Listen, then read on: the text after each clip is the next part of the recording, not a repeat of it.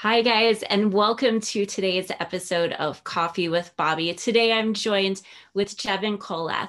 Jevin is an executive leadership development coach and keynote speaker based out of Austin, Texas. His mission is to make an impact on future and current leaders by implementing a dynamic mentorship curriculum with a primary focus on emotional intelligence. Thank you so much for joining us today, Jevin. How are you? I'm doing great, Bobby. Thank you so much for having me on. I'm super excited to just chat with you and be on this platform. Wonderful. Well, we are excited to have you here today. You want to tell us a little bit more about what's been happening in your world lately? Yeah, absolutely. So in my world lately, I live in Austin, Texas.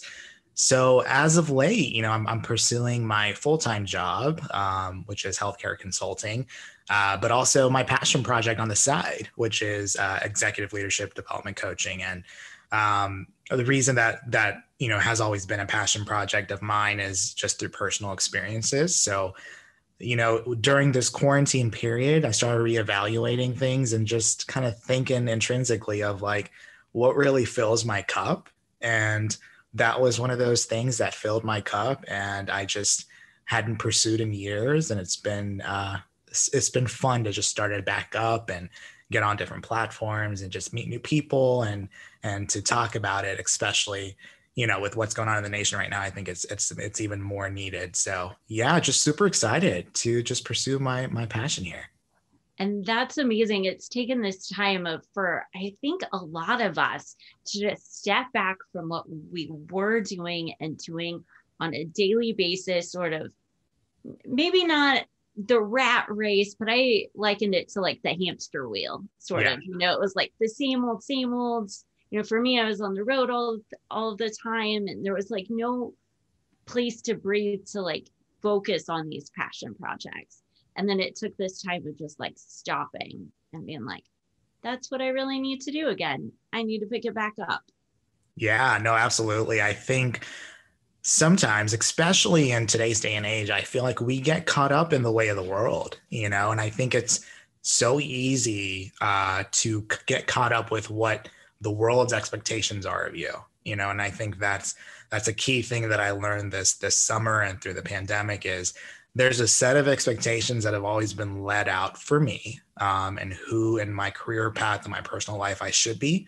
And that quiet time just really made me just reevaluate what's important. You have one life to live. You have to pursue your passions, and you got to better yourself every day. So I've completely flipped that mentality. And so it's kind of like you're finding the blessings in having a global pandemic, which is so weird to say, but there's blessings in everything that you go through. And I think the intrinsic development is definitely one.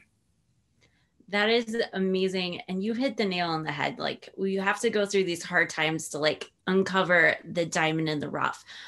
Coming out of that fear of judgment of who you were, quote unquote, like meant to be, these expectations, what was the huge mindset shift for you to get over that hurdle? Yeah, absolutely. I think I'm going to keep it 100% real. I think people have typically, and you see this in social media, and you see people's stories, and it's a nice cookie cutter approach of, this is ABC, this is how you do it, and you just got to keep going. And I'm going to be the first person to tell you, the way that I got there was failing multiple times. So the way that I honestly was able to get over my fears and pursue my passion was starting it up, letting fears come in, going back to where I was, and just over and over again going through that cycle. And I think the repetitions helped. I just did not give up on my passion project. So eventually, I had enough repetitions in me, and I worked on myself enough to where I was like, I'm just going to go for it. I actually sat down with a friend, CJ Finley, and I remember sitting down with him, and I was just going over all my stuff and just getting his advice. And one of the things he said to me, he was just like, yeah, dude, you have it all already. Like you have what you need to start up your leadership development coaching. What are you waiting for? And I just remember that conversation vividly because in my mind, I'm reaching perfectionism, right? I'm like, Mm-hmm. no, I don't have these different things laid out. I don't have my curriculum laid out. What are people going to say if I don't have A, B, C, D, or I don't have this? And I just started thinking of what people would say. And hearing him say, like, yeah, people have started with a lot less. You'll be fine. And I just took the plunge and got on his podcast first, put my website live, started getting speaking engagements, and started getting clients. And it's been a whirlwind of fun then, since that time. So yeah, the short story there is a lot of hardships. I mean, we all have to step out and go for it. I Yeah. mean, when I look back at how I started this podcast on Instagram Live, is how it started. And then there was like one episode that needed to shift from Instagram to Zoom. And I didn't remember to hit record. Like I was doing it on mobile and I thought it would automatically record.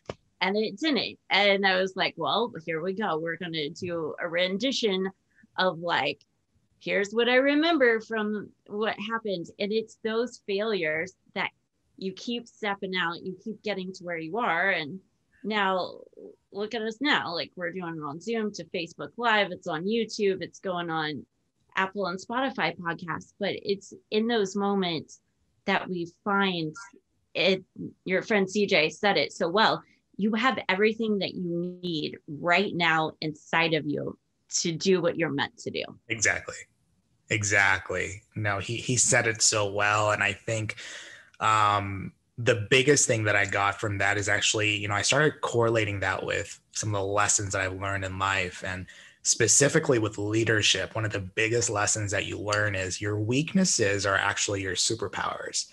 And so your trials that you go through are your biggest superpowers. And the reason I say that is I think we get to a point of instant gratification in society of people just sometimes think that you can automatically get something and it's just going to be there. And I always say like, that's great. Some people are naturally gifted. That stuff is sometimes going to be there.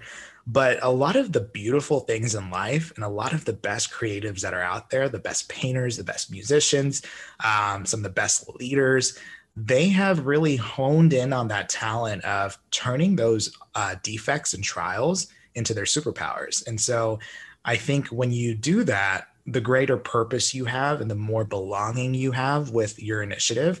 And that's something that I had to learn. I had to kind of go through that. And CJ reminded me that like your purpose is there. Stop doubting yourself, and I think that was something that really sparked that up and got me out of that cloud. So yeah, community is important. For sure. And it takes the people in our lives and in that inner circle to say, like, come on, like it's there. Why not step out? Why not do it? You're just putting that imaginary fear of judgment, on yourself without actually stepping forward. Now, let's explain it and sort of break it down for people who are like, so he says he's a coach and he's getting all these speaking engagements and he just started stepping out. So for you, was it just like a lot of knocking on doors of emails and LinkedIn and just, Instagram DMs and being like, hey, I'm doing this. I think it could help you?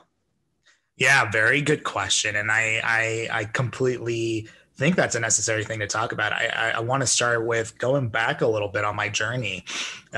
So with me and leadership development, like where that sparked, where it originally came from was just growing up, I would naturally be drawn to some of these leadership positions.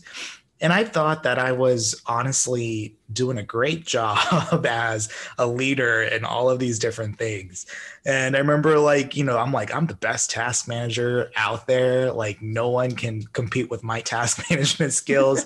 I'm undefeated in that. And so I remember thinking that and, went through college, went through undergrad and, the plan that, I had to follow was in a way the family plan, which is find something in the medical field. And so I remember pursuing that and not really identifying with being a clinician, ran into a job as a physical therapy tech in a big hospital chain, best job ever because I learned my servant heart, my servant skills of I worked with stroke patients. So work with spinal cord injury patients, traumatic brain injury patients. And these are people that can't lift themselves up. So you're helping a therapist give them treatment. And oftentimes the therapist is doing the actual treatment and you're physically holding these people up that can't hold themselves up. Yep. And so that was probably the most humbling experience because I knew I didn't want to be a clinician long-term, but it instilled in me that service of I knew I wanted to help people.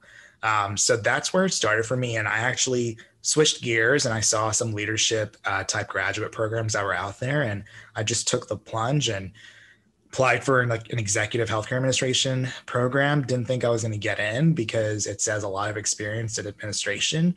Got into a cohort of like 14 people. And I was that kid in that cohort. So everybody else was like CEOs, COOs, directors.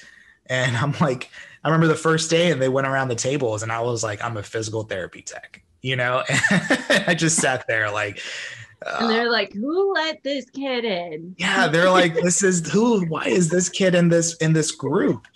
And I loved it because from that moment on, I knew that I would have the underdog story and I love the underdog story and that's always made me thrive. It makes me a little competitive. So every project, every grade, I wanted to show these people like titles don't matter and I'm going to school everybody here. So, and that was a fun accomplishment. But more than that, I was able to learn from all of these leaders in a room and they're still good friends of mine and still world changers and things that I don't even think I'll want to do, like they're just so accomplished. And so moved from there, got my first job as a regional type manager in the same company I was a tech at. And so I had like 18 clinics, then got promoted, became a director of hospitals with the admission processes. And so I just went through this linear chain of leadership. And one of the biggest things that I got to do in those positions was something that was handed to me that I didn't expect, which was leadership coaching. And I got to just coach like up and coming clinicians for years in the corporate setting. So that was a big thing for me. So then I came to Austin and I wanted to try that up. And that was a big passion of mine. And so the way that I started getting gigs is honestly, I'm that guy that never sleeps in the sense of like, I'm not waiting for someone to invite me to an event. I am applying and DMing anyone and everyone that their purpose and their content aligns with mine. And then when you start doing that, so-and-so knows someone else, and then they're going to start referring you. And then you start have people like reaching out to you. And so that's how that process starts. And so I want to make sure, I love this question because I think sometimes people have a false perception of you have to have like a certain number of Instagram followers or social media presence to do stuff. And not really. It's your dream. And I say it's as hard as you hustle. That's how you're going to get your opportunities. And I'm a good example of that. You look at my career, you look at all the things that I've been through. Some people may think like, oh, he just has contacts. And I'm like, no, I hustle. I literally message everybody every day. And that's my way of marketing and letting people know who I am and what I'm about like this. So this is amazing. And that is so true. Like I've gotten myself into meetings. I'm very similar to you, Jevin, of like, you're always ended up like around the CEOs, around these corporate people, and you're just sort of attracted to them. And yeah. I know on the event side, they're like, Bobbi, you talk to them. Like, that's the client. You can schmooze them. I'm like, I'm not schmoozing. We're talking about food over here. Like, yes. It's just a conversation. I don't know what you're talking about. Exactly. But I've found myself in like all sorts of situations like that when I lived out in Santa Barbara and I was doing sailing photography and sailing every week during the regattas. But the way I got that was because I started talking to somebody who lived in Santa Barbara and has wineries out there, connected in DC years ago when he happened to be at the Final Four men's basketball tournament here in Indy. And I was working just as a low brand ambassador and decided that everybody's in town that I need to meet. and I'm going to spend a couple extra hours after work at the wine bar and see who I come up with. Yes. And like those moments of just like networking and putting yourself out there.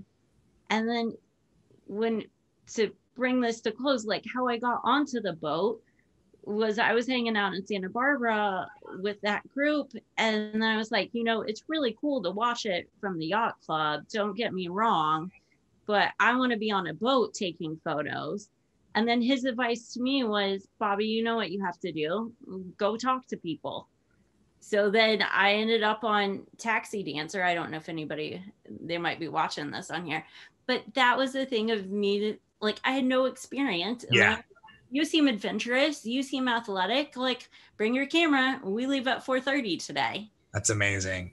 That's And amazing. yeah, it's like the answer is always going to be no unless you ask. Exactly. Exactly. And I think we're so similar in that, in the sense of like, yeah, no, I mean, there's no amount of ego that's going to stop me from asking for my opportunity. You know what I'm saying? And I think that's the biggest thing. That's the key concept right there, Bobbi. I think for young entrepreneurs and young leaders is honestly, like, if you want something, you have to go get it. And you have to be, you know, it doesn't matter if it's a big company and you're intimidated by this company. Like, what's the worst thing that happens? You send a couple of emails, you find out their Instagram handle, you send messages, and you never hear it back. Okay, great. Yeah, then you move on. You move on to the next. What's even scarier, because I'll say this, because this happened as well. And it was around that same point, and we're talking like around 8 to 10 years ago. And I was doing more photography and like met a colleague who was an art director in Singapore at the time. We're trying to work on this project and pitch Citibank. Okay, so I'm a low person, way low. Like my photography skills are nowhere near what should be pitching Citibank.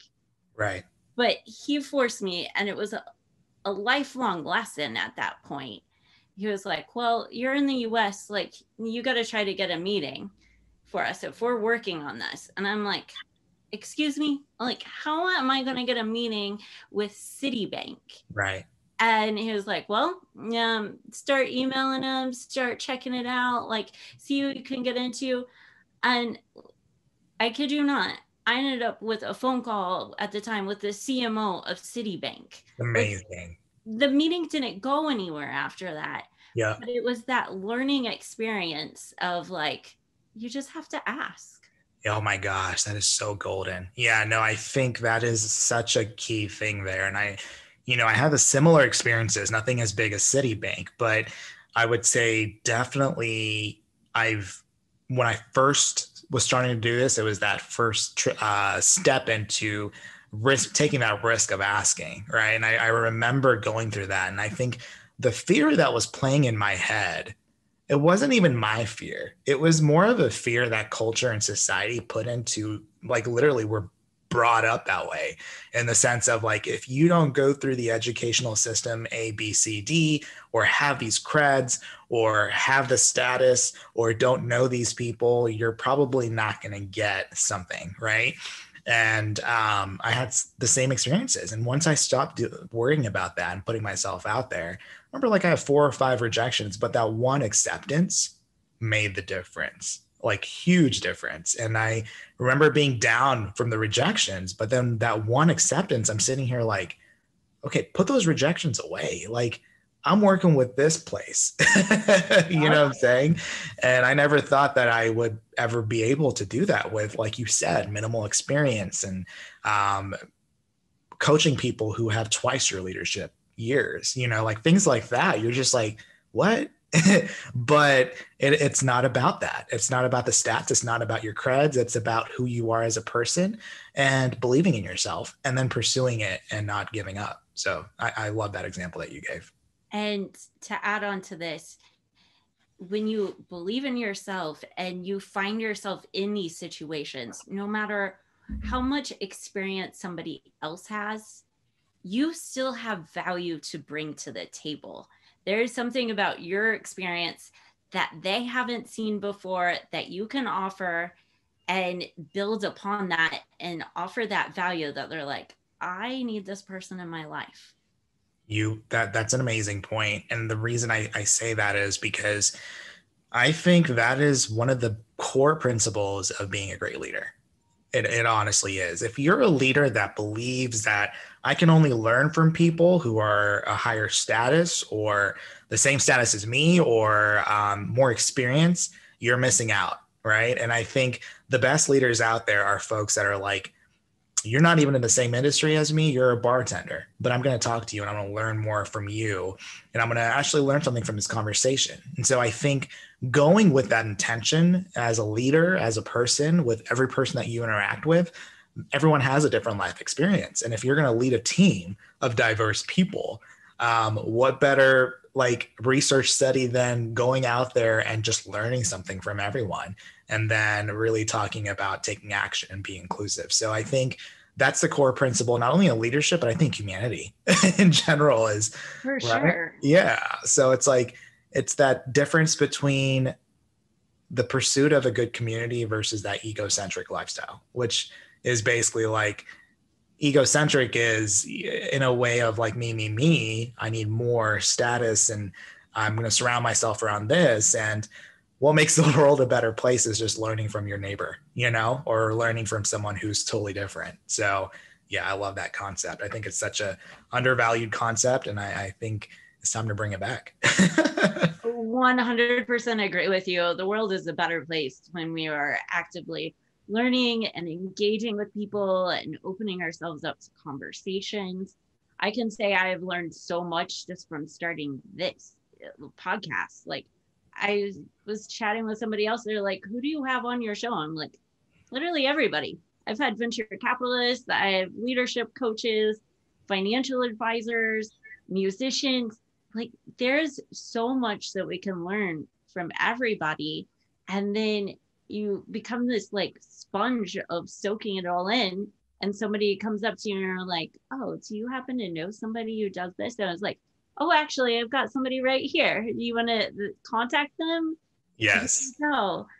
But that's, it's like you said, humanity and kindness and just bringing that value back of, even though we're in this sort of disconnected time of just being like, we need to be at home or we need to like close in our bubble, it still goes to show that we need to check in on our neighbors and we need to open up our community, even if that's online.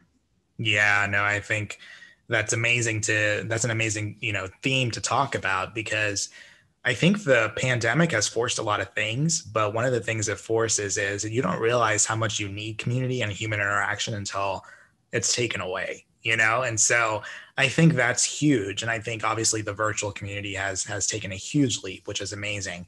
But you're right. Like, one, you need community, but two, the action part of it is really wanting to learn and accept people who are different.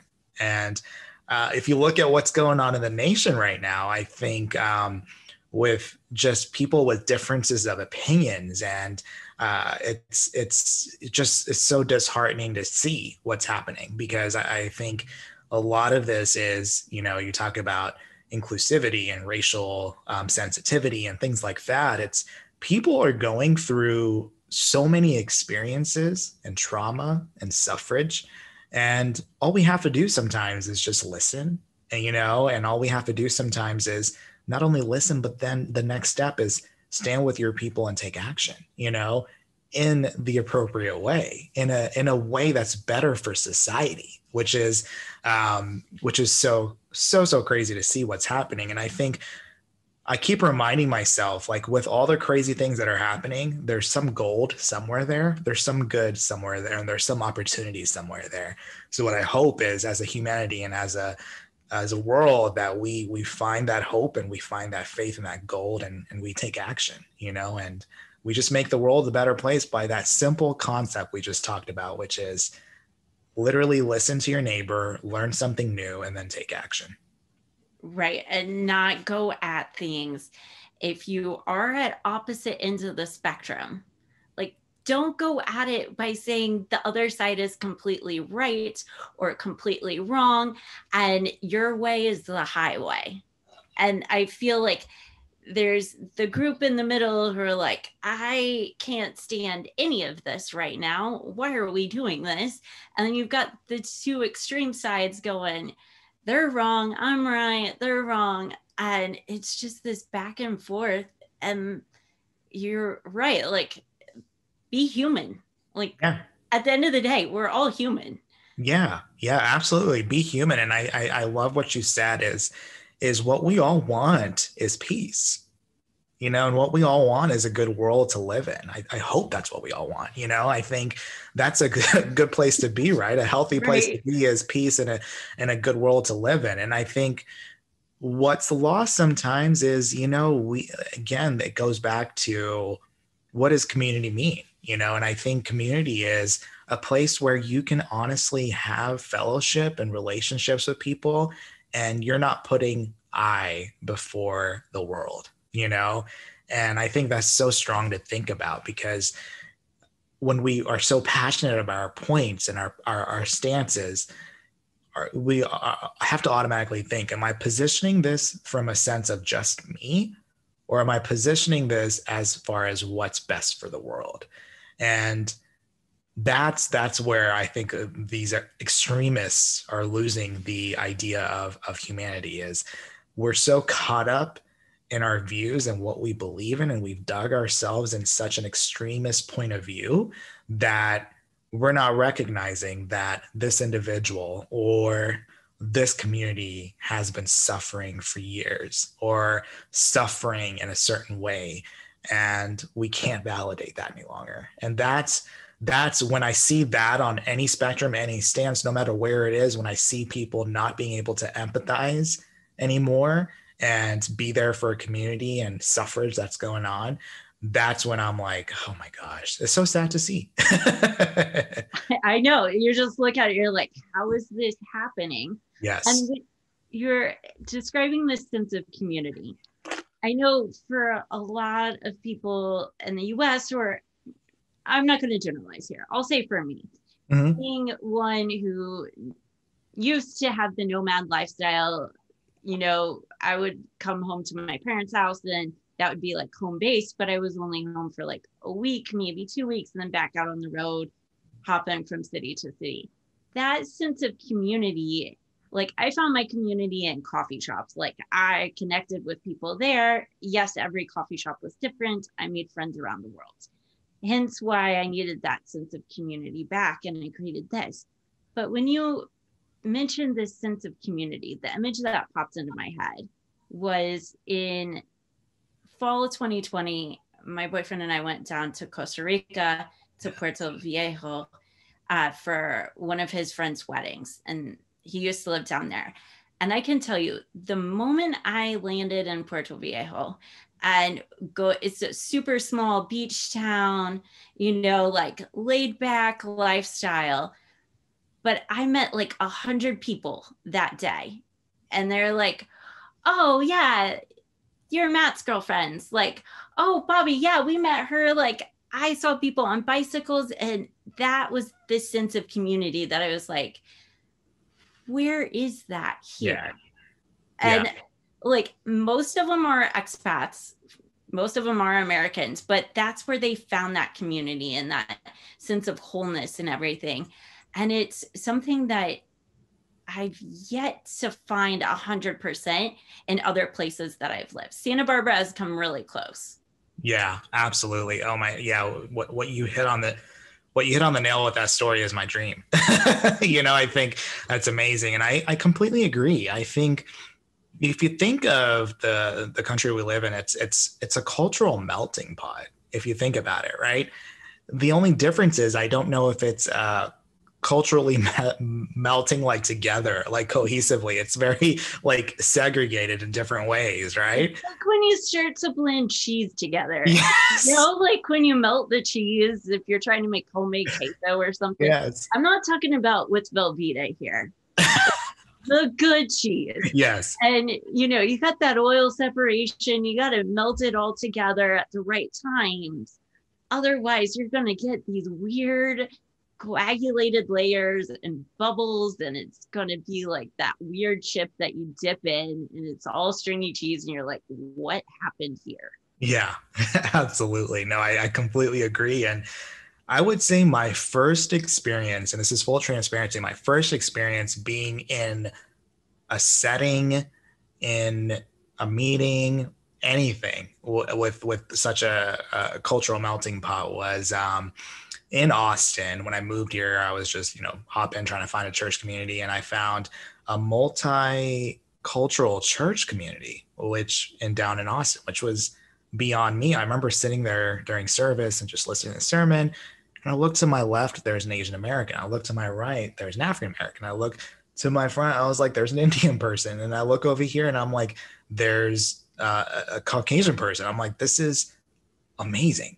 And I remember like talking to people, and we all are going through the same things with different backgrounds. And, I think that was beautiful for me. It reminded me a little bit about your Costa Rica story a little bit. It's like people, not just races, but just from different views and different thoughts and age, like whatever it is, like just that idea of that worldly community. It's just so awesome to see that into place. And so, yeah, I'm thinking that's probably a good opportunity through these hardships. We talked about superpowers earlier, right? Mm-hmm.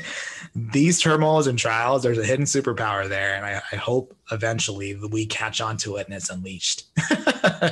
100%. Like now is the time. If you're listening to this and saying, like, I wish I would see more of this, or I need to see more of this in my life, like take that action.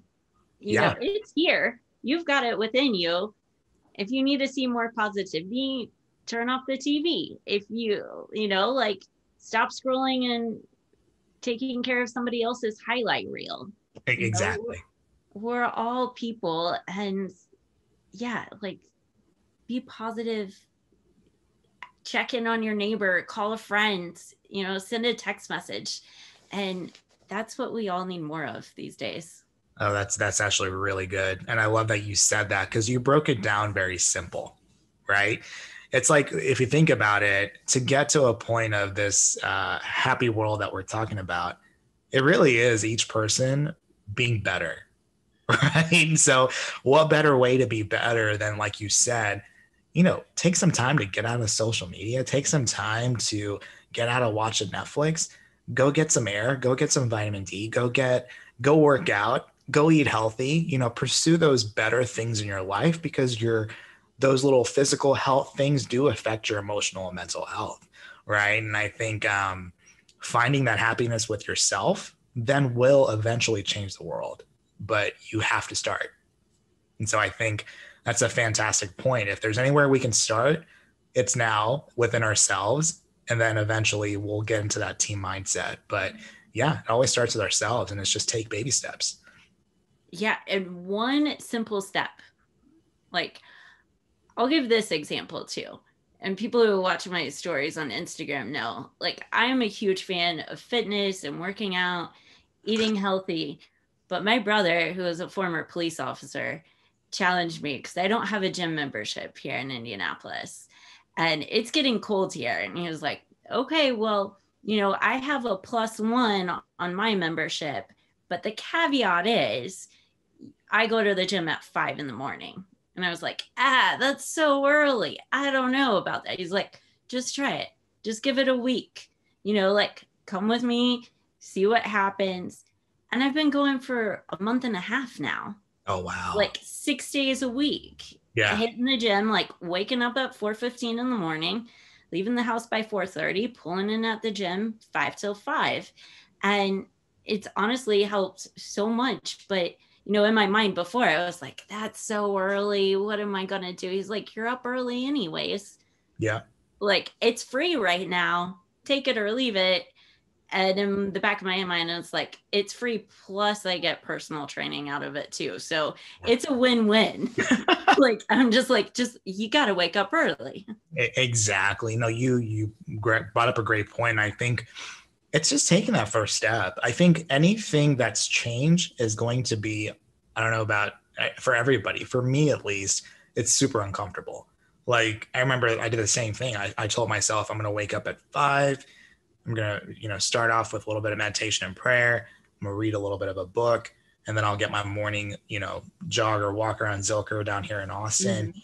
And then I'm going to come back and start my day. And it made the biggest difference to be able to do that and practice those things. But I remember the first 3 or 4 times that I did it, it was probably the most painful thing of my life because it just, who wants to wake up at 5 a.m. and usually your body's just not, and let's just be real, I'm not in my 20s anymore. So the older that you get, the harder it is. But Oh, me either. I'm not in my 20s either. There you go. So it's like, I'm 33. So if anybody's watching this going, yeah. Oh, it's only for these young kids to do it. No. No. See, Bobbi and I both are 33 and we're rocking it. We're rocking it. We're killing the game. No, it really is just making yourself super uncomfortable. And eventually, like you said, it just becomes a habit, and it's not about being perfect. It's about the reps. So just continue doing those reps and there you go, and if you're a person that's overwhelmed by the list of things that you want to do, like myself, I always just put on my board 3 things I'm going to accomplish today, or just like 2 things that I know I'm going to accomplish today. And the reason I break it down so small is because sometimes our list of things that we want to do are so big, and you just got to take those micro chunks and make yourself better every day, For sure. And it's like you said, like break down that to-do list. Because when you were going at it, I was like, he's got to say 3. Like the key number there. Because our lists are like forever long. They're like grocery lists. Exactly. And even if you're not going to the grocery store now and you've got that curbside pickup order, like those things go on for endless. But yeah, like just prioritize, find things in the morning that you are grateful for, set your day off right, and then just have like 2 or 3 things that that are like must do things today. And even if you're a person who overly plans, then just have like an overarching weekly plan of goals that you want to hit for the week. Like it doesn't have to happen today. Exactly. And I love that we're hitting on this because, I was thinking of the other day, like lesson plans for my leadership coaching. And I just remember going back to my experiences coaching individuals. And I was like, the individuals that were the hardest, I believe, to coach were individuals that never realized that life concept, which is in order to work out, I'm going to have to go through a little bit of pain, just make myself better every day. I have so much anxiety, but I've never gotten to the point where I've narrowed down my list to just doing 1 thing a day. And I know it sounds simple, and I'm sure everyone out there listening is like, that's the simplest thing out there. Yeah, but when you start doing it, you're going to realize it's not so simple. And really, that's the biggest thing. I mean, I've literally coached people with such high credentials and things that never understood that life concept. And it's like they want the logic and the steps and the IQ of how to quickly do something. And I'm like, there's no to do on how to make yourself better. Like you just have to go do it. Right. You can't jump from point A to point Z right after. You have to hit all of the other letters in between. Yeah, exactly. And so I can't tell you the number of people that at that point it was an honor, like it was like a trajectory step in my career. Like for you to do this, it's like a trajectory. You have to meet certain standards. There have been like doctors that have turned away from this program because that 1 step was never understood. Their skill set was IQ, so they could accomplish a lot of IQ things, but just that 1 skill set of, hey, like, great, you read that article, but you still are having issues in this area of EQ. And those are things that me as your coach, I can't help you with. And I need you to discover how you can help yourself with that self-growth, whether that's professional help, whatever it is. Like we have to get those barriers through, but I can't give you a shortcut. There's no prescription or shot I can give you for this, Yeah. And I feel like it's at these times, we have the ability, and this goes for everybody outside of leadership, whether you're in it or whether you're not. But on those things that we want to do, or we keep telling ourselves that we can't do it, or it's going to be too much of a change and so forth. But we like compensate for it by like, oh, well, I'm just going to like sit here and watch Netflix, or I'm going to sit here and scroll through Instagram or TikTok, or instead of actually taking, the 5 minutes to meditate. Yep. And go deep on your inner thoughts. But yeah, I don't want to do that inner work because that sounds too hippie out there. Yes. When I know it's going to help me, but I don't want to bring up those past traumas and deal with it. Yes, absolutely. Oh gosh, that was so good. Yeah, no, I think that was the number one resistance that I got whenever I did leadership coaching or like clinic culture things. A lot of people would just look at me like, you're taking me away from patients to talk about this. Like, are you serious right now? So there's such a stigma around EQ. I think such a stigma around purpose-based and things like that. It's very financial based. It's very like in your face, like flashy, like recovery stats. Like these are the things that people think of when they think of leadership. But you're right. I think it's not until you get to the coaching and you get to failures where people realize, oh, this stuff matters. It's like, oh my gosh, maybe I should actually look into these things and try to make myself better. I think one of the things that really came into my mind when you were talking about this was that whole phrase of fake it till you make it. And I think the reason that came into my head was it's such a big term, especially nowadays. It's like, I like this topic. I don't have experience in this topic, but I like this topic and I'm going to fake it till I make it. You know what I'm saying? Like, it's one of those things. And I'm like, to an extent, if you do your due diligence, absolutely. But there's no extent in life of faking it because you actually have to go through it, and there's no shortcut for that. So you have to work hard to get to where you want to be. And there's no trajectory. There's no one way to do it, but go find that, if that's knowledge, if that's bettering yourself, if that's being healthier, like whatever it is, find your way of finding it. But you're going to get to a point where that faking it's going to catch up.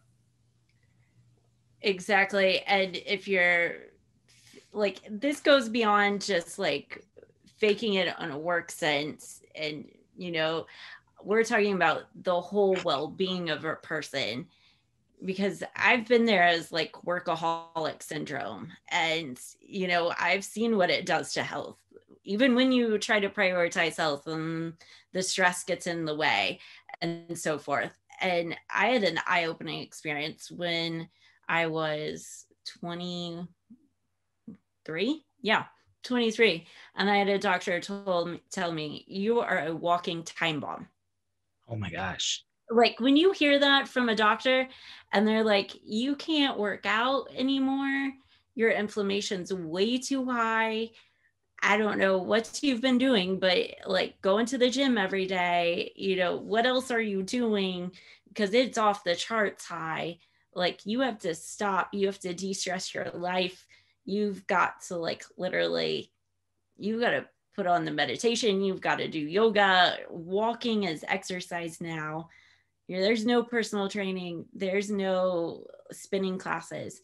But when you hear that when you're so young of like, got it, now's the time to change your stuff. Health's going to go way down the line. Yeah. And you don't want that to happen. Like you start to learn that the workaholic syndrome is not where it's at. Like, yes, you can work hard. And know you've seen it with a lot of execs because they're like, I've got this, I'm making the money, it's all good. But then they don't look at the other side of the whole well-being of like what family life is like or every other aspect of life. Oh, that was so good. That was so good. And we have so much in common. I didn't realize how much we had in common, but yeah, same thing here. Through some of my career moves, I figured out that I actually have a couple of autoimmune GI issues, like Crohn's and celiac and things like that. And so I went through that, and in my past realized that I was definitely an emotional eater, in the sense of, like, I didn't realize that food was my medicine in so many ways. So I would go through weight gains and then lose it all, weight gains and lose it all my whole life, right?